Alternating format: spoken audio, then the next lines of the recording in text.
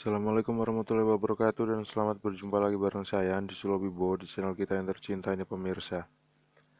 Kali ini saya mau nunjukin ke pemirsa cara memperbaiki sebuah rice cooker atau penanak nasi merek Cosmos dengan tipe CRJ8338. Rice cooker ini katanya rusak, tapi saya nggak tahu nih rusak apa. Gimana gejala kerusakannya saya nggak tahu, tapi saya mau tes dulu. Stekernya menggunakan avometer analog skala X1. Ternyata nyambung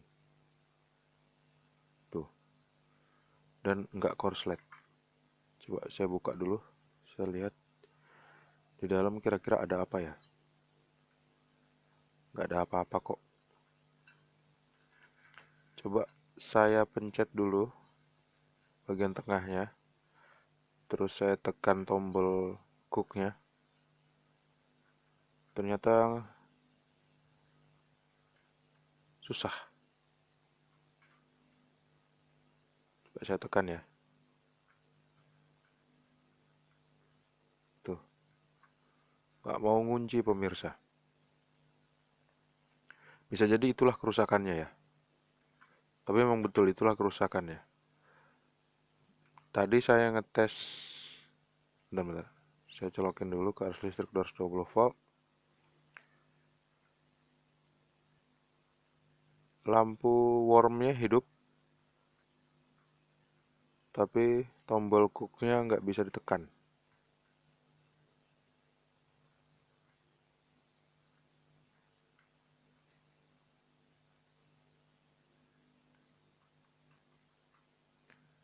Saya tekan bagian tengahnya untuk simulasi pancinya ditaruh ya, pancinya dipasang maksudnya. Karena saya kemarin ditawarin untuk bawain pancinya, saya nggak mau.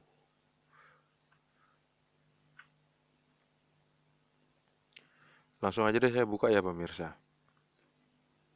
Ini ada sebuah skrup, buka aja. Pemirsa, tadi kenapa saya cek pakai avometer analog? Karena saya mau lihat thermal fuse-nya putus apa enggak. Ternyata thermal fuse-nya nggak putus. Dibuktikan dengan nyalanya lampu continuity di avometer dan bergeraknya jarum avometer ke sebelah kanan di skala X1.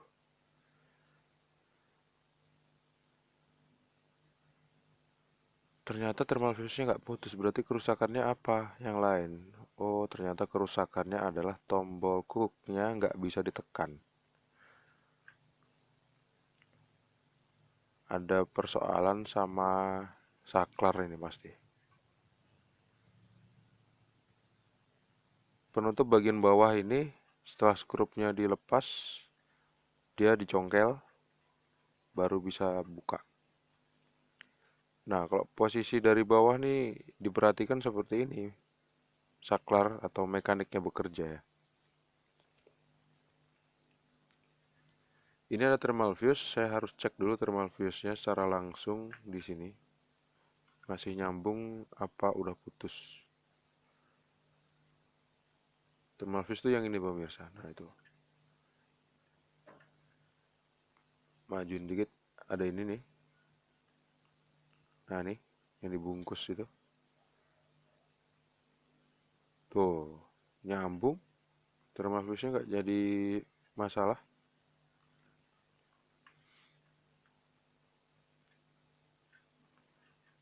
Ini nih seringnya kalau rusak, betulinnya paling repot.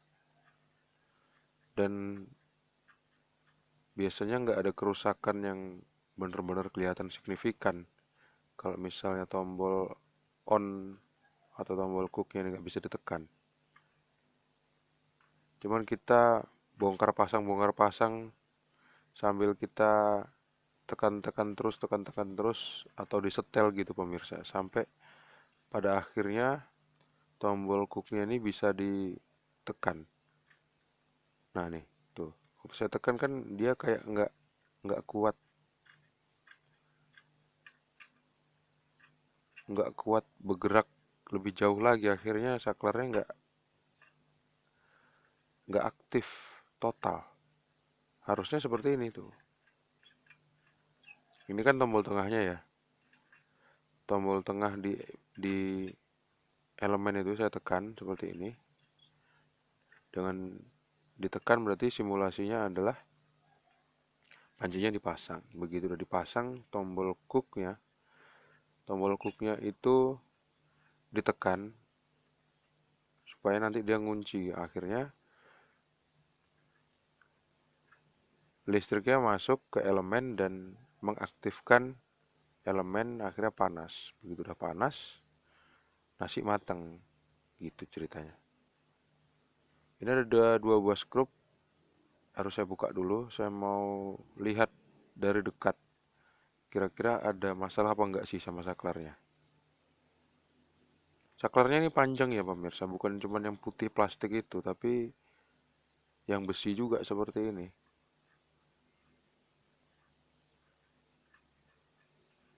Tuasnya panjang gitu. Bukanya seperti ini ya.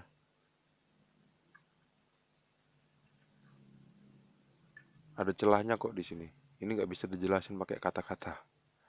Jadi harus dipraktekin langsung. Ini dia. Tuh. Harusnya dia bergerak seperti ini tuh.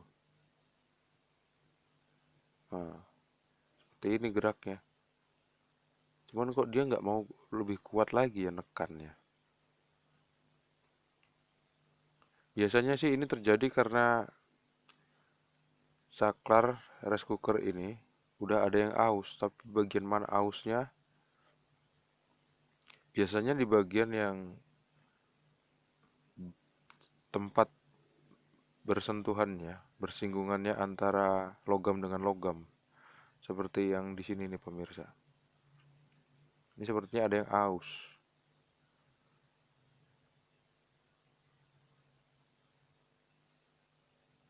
Harusnya dia bergeraknya seperti ini ya. Tuh. Tapi ini agak-agak seret. Jadi untuk menghilangkan seretnya saya harus pegang seperti ini dan kayak diskur gitu. Kayak nyekur klep motor. Kayak ya. Jadi harus ekstra sabar. Seperti ini. Tuh. Goyang-goyangin, goyang-goyangin.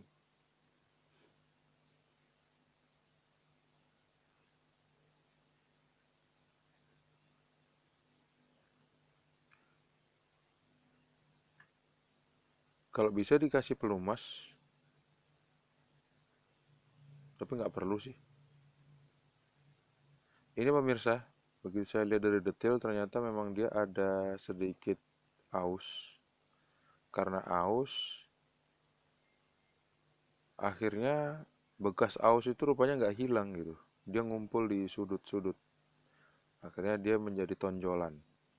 Nah, tonjolan ini saya mau hilangkan dulu. Menggunakan kikir seperti ini, kikir gergaji.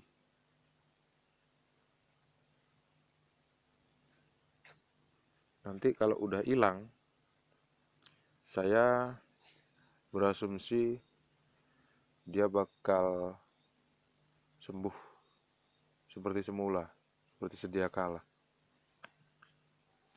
Tapi kalau emang nggak hilang ya berarti penyakitnya bukan di sini pemirsa, tapi ada di bagian yang lain. Biasanya kerusakan saklar seperti ini itu memang kayak gini, memang nggak kelihatan ada yang rusak pemirsa. Jadi untuk betulinnya tuh cuman butuh kita setel aja. Di antara beberapa skrup yang ada di sana, di tuas saklar itu tinggal kita setel aja. Mungkin agak kita kendorin, agak kita kencengin kiri dan kanan, kayak gitulah. Saya tadinya cek ada nggak sih kotoran-kotoran makanan yang masuk ke dalam kotoran makanan sisa-sisa makanan yang menjadi kotoran yang akhirnya masuk ke celah-celah saklar yang akhirnya mengganggu saklar itu sampai nggak bisa dipencet. Ternyata nggak ada. Meskipun ada bungkus mie yang sobek, tapi itu nggak mengganggu gitu.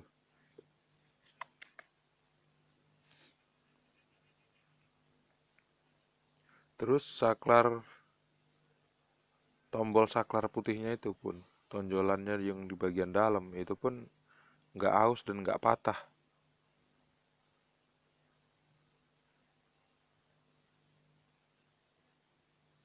Biasanya sih ini sering terjadi pada rice cooker yang umurnya udah tua.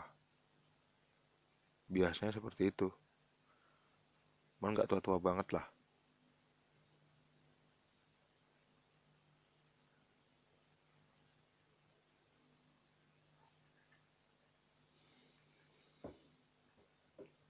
Coba pasang lagi ya. Seperti ini pasang. Terus, nah ingat-ingat tadi posisinya seperti apa? Seperti ini. Terus pasang. Pasang dua buah skrup yang tadi kita lepas.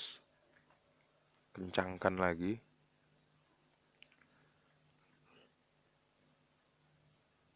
Langsung kita tes kira-kira sembuh apa enggak setelah tonjolan besi, tonjolan logam di tuas saklar itu kita kikir tadi.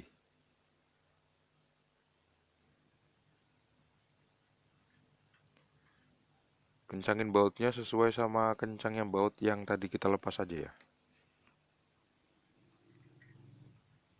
Biar nggak over. Tuh, saya pencet. Saya ngeliat sedikit nggak ada perubahan.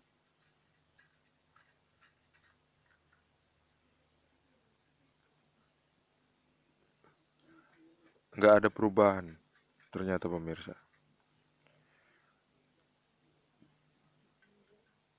Jadi coba aja deh. Saya tutup dulu. Terus saya tegakkan. Saya tegakkan terus saya tes. Dengan posisi yang tegak kira-kira dia normal apa enggak. Soalnya barusan beberapa kali saya cek dia normal. Kalau memangnya nanti nggak normal, bakal saya betulin lagi, saya buka lagi, saya setel-setel lagi. Gitu ya.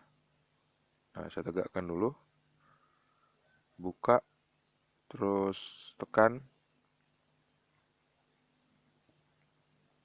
Jangan dicolokin ya. Tuh, saya tekan. Ditekan pun berat pemirsa.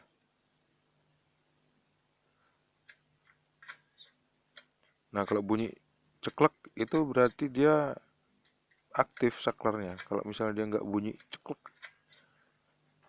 dia nggak aktif. Nah, repotnya di situ.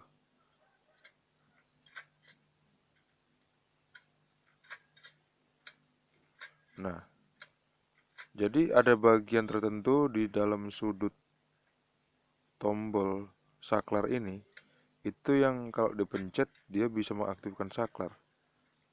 Padahal harusnya nggak seperti itu ya. Itulah anehnya. Jadi kerusakan saklar ini sebetulnya harus diganti dengan yang baru saklarnya. Sak tuas-tuasnya juga. Nah kalau misalnya dia diganti baru, saya rasa ini bakal normal. Tapi tanpa mengganti baru dengan saya menyetel saklarnya terus, ditekan-tekan aja terus, disetel, skrupnya dua buah tadi, dikendorin atau dikencengin, akhirnya sembuh seperti ini pemirsa. Tuh, lihat ya. Tombol cooknya hidup kan. Nah ini saya lepas, tombol cooknya mati lagi, pindah ke warm. Kemudian waktu saya tekan udah normal saklarnya. Karena udah saya setel tadi. Tuh. Baiklah ya pemirsa. Nih coba saya tekan lagi. Tuh, sembuh. Terima kasih pemirsa udah menonton. Caranya setel aja. Pasti sembuh kok. Sampai jumpa di video selanjutnya. Jangan lupa untuk klik like, subscribe, dan membagikan video ini ke teman-teman.